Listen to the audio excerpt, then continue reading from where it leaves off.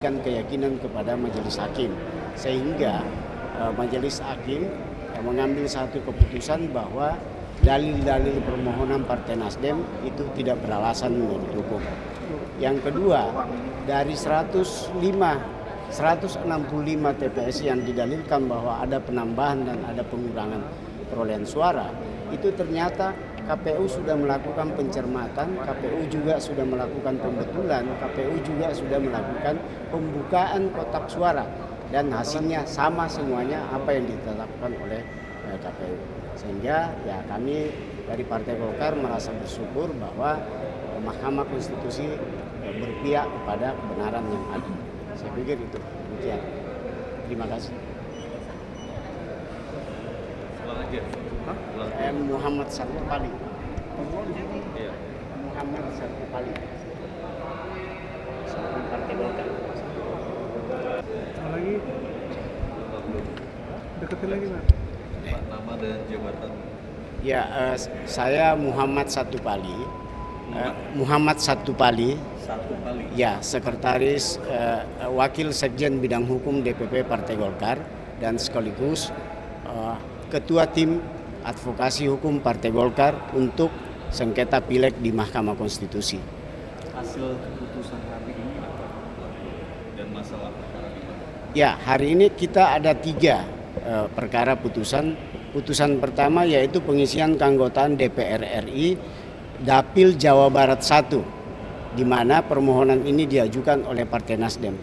Ya, dalam kasusnya ini Partai Nasdem mengklaim bahwa dia ada kehilangan suara di 60 TPS sebanyak 439, dan kemudian ada penambahan perolehan suara Partai Golkar sebanyak 472 di 105 TPS.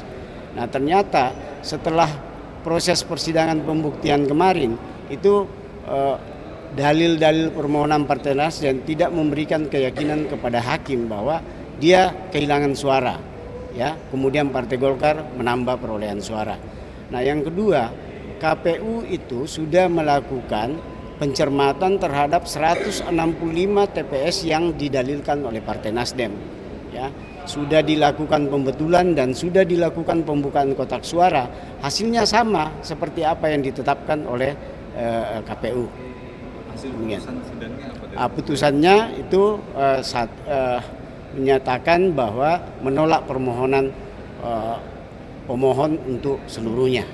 Nah, yang kedua, di Dapil Papua Tengah yang diajukan oleh Partai Gerindra, ya, begitu juga sama seperti Dapil yang di Jawa Barat tadi, ya, semua dalil permohonan Partai Gerindra itu tidak memberikan keyakinan kepada hakim bahwa telah terjadi yang meminta PSU di Puncak Jaya maupun di Puncak itu tidak memberikan keyakinan kepada hakim, sehingga amar putusannya itu juga menolak permohonan Partai Gerindra untuk seluruhnya untuk Dapil Papua Tengah. Ya, demikian. Terima kasih ya.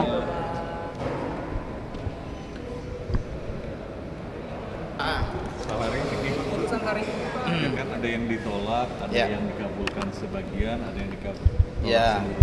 Baik. Pak, tanggapan KPU dari beberapa hasil putusan perkara sampai sejauh ini gimana di hari ini? Ya, tentu kita ikuti semua proses pembacaan putusan perkara di MK ini, dan dari sesi pagi ini kita mendapatkan rekapan ada 10 perkara yang ditolak, kemudian ada 1 perkara yang PSU-nya di 1 dapil dan bahkan diminta untuk melakukan proses tahapan pencalonan kembali yang kaitannya dengan keterwakilan perempuan. Ada yang perintahnya penyandingan data, ada yang pemungutan suara ulang, penghitungan suara ulang, dan seterusnya. Tentu melihat situasi ini, kami pasti akan melakukan pembahasan di internal KPU untuk membahas bagaimana tindak lanjut dari putusan Mahkamah Konstitusi ini. Secara teknis tadi kita sama-sama mendengarkan, ada yang dikasih batas waktu 15 hari, ada yang 30 hari, ada yang 45 hari. Nah, tentu kita akan mengkonsolidasikan di internal kita untuk menyiapkan tindak lanjut dari apa yang sudah diputuskan oleh Mahkamah Konstitusi, sambil nanti kita lihat putusan-putusan yang lain di hari ini, besok, dan juga hari Senin. Pak, kalau yang menjadi concern utama bagi pihak KPU sendiri apa? Karena tadi kan ada yang diminta untuk penghitungan suara ulang sama pemungutan suara ulang. Bagaimana kesiapannya menanggapi? Ya, semuanya harus jadi concern kita karena kita memang penyelenggara pemilu, dan atas putusan yang sudah disampaikan di minimal 15 perkara pagi hari ini, pagi sampai siang ini kita akan melakukan pemetaan dan juga nanti sekalian kasus-kasus yang lain. Semua detail putusan akan kita pelajari, termasuk bagaimana skema tindak lanjut yang paling memungkinkan sesuai dengan durasi waktu yang diberikan oleh Mahkamah Konstitusi untuk menindaklanjuti dari putusan-putusan ini, sambil para pihak tentu menunggu salinan resmi yang diberikan Mahkamah Konstitusi. Jadi bagi kami semuanya masalah penting, kita seriusi sebagaimana seluruh proses pemberian jawaban alat bukti yang kita berikan, semuanya kita sampaikan secara maksimal, kita hadirkan jajaran kita.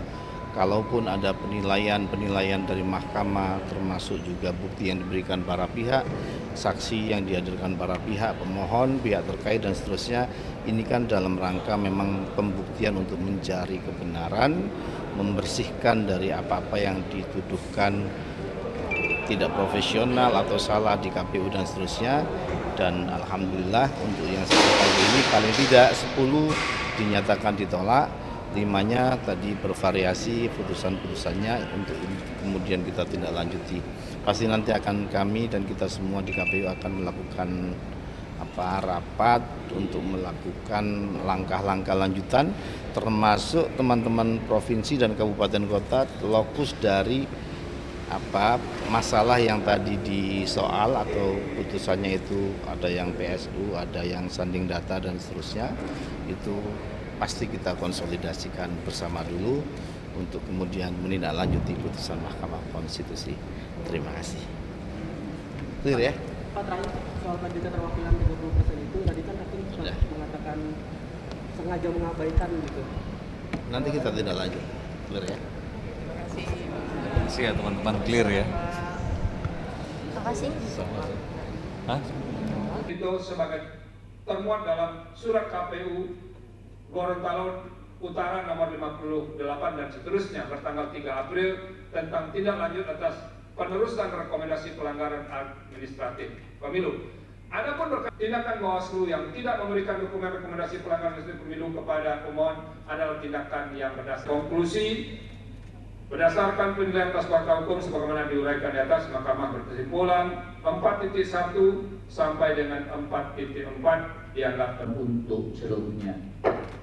Demikian diputuskan rapat putusan hakim yang dihadiri oleh 9 hakim konstitusi, yaitu nama-nama hakim dianggap diucapkan yang diucapkan dalam sidang pleno Mahkamah Konstitusi terbuka untuk umum pada hari Kamis tanggal 6 bulan Juni tahun 10:51 waktu Indonesia Barat oleh 9 serta dihadiri oleh para pihak. 0401 Putusan nomor 04 dan seterusnya 2024.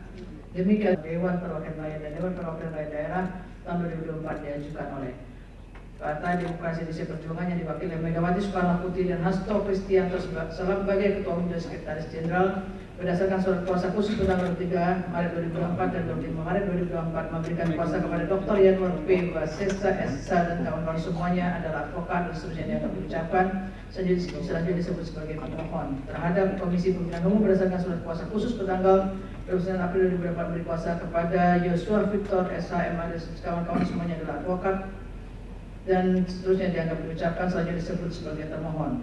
Partai Solidaritas Indonesia yang diwakili Kaisang 3 April 2024 memberi kuasa kepada Francin Wijoyo SH MA dan kawan-kawan dianggap dan seterusnya dianggap diucapkan.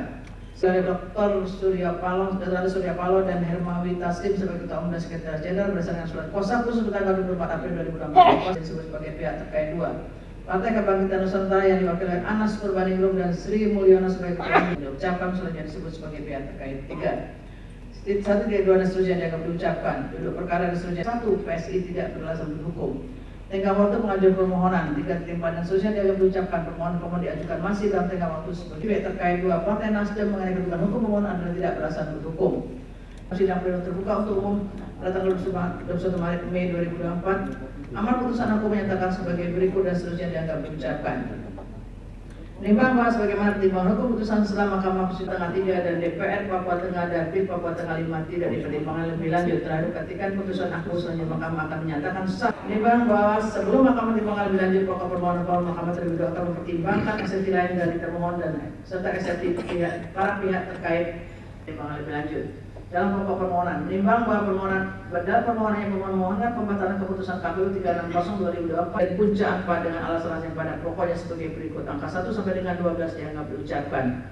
Menimbang bahwa sebelum pertimbangan lebih lanjut mengenai pokok permohonan pemohon aku, Mahkamah perlu mempertimbangkan terlebih dahulu hal-hal berkenaan dengan keterangannya pada persidangan tanggal 27 Mei 2024, maka pengajuan saksi tersebut telah menyalahi perintah Mahkamah sebagaimana